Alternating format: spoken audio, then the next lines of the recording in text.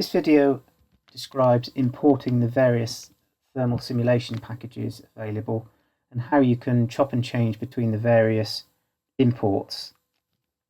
So first we have the file ribbons, and you can see here, first of all, we're going to import from TAS. So selecting import TAS room demand, we select the icon, we then go and select the TBD file that we want to import. So if we select browse, we then select the TBD file, that's the TAS building design file that we want to import. We then open that up and then preview.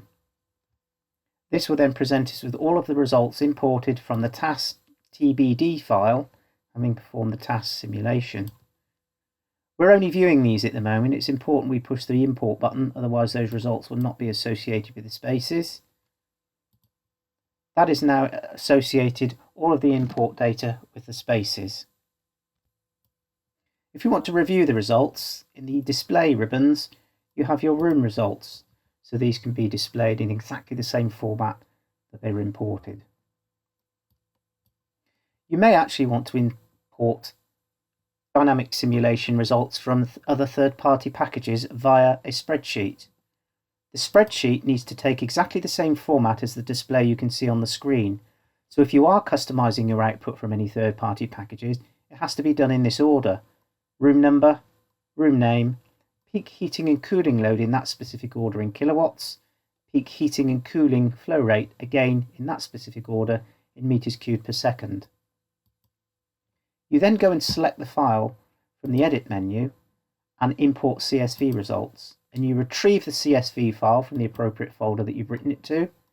You select the CSV file, open that file up and preview, and again that will present you with a set of results now from the third-party package. And again you select the import option, and that then imports those results, which you can then again display in the room reviews and room results. You may at some point want to revert back to the internal MEPworx derived calculations, in which case you can revert to the Csv admittance calculation by selecting the button. That will then perform a calculation. You can see the rooms changing in the bottom left hand corner, but it's very important that you review your design data. And this does actually give you a reminder of that fact. So you need to make sure that you go to Edit General Plant, you review, as per the previous videos we looked at, all of your design intent on each of these tabs. And also you would need to review your construction details and all of your room profiles to make sure the values again reflect your design intent.